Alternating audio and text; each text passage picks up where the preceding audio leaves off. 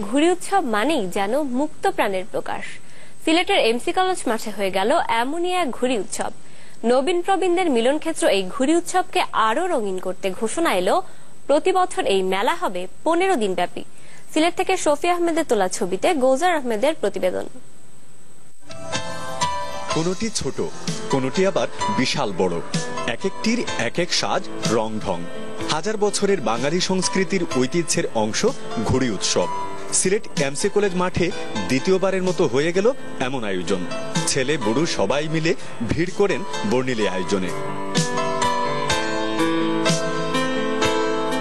4 শতাধিক ঘুড়িতে পুরো আকাশের রংটাই যেন পাল্টে গিয়েছিল।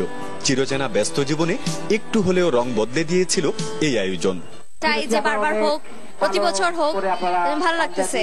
আমরা খুব মজা করলাম, সুন্দর। আমি ঘুড়ি কখনো দেখিনি, এই প্রথম দেখেছি। প্রতি বছর যেন এটা হচ্ছে। প্রত্যেক বছরই লাগানো হইলে আমরা সকলে খুশি হইব। প্রধান অতিথি হয়ে এসে দপ্তরবিহীন মন্ত্রী সুরঞ্জিত সেন গুপ্ত ফিরে গেলেন পুরনো দিনে।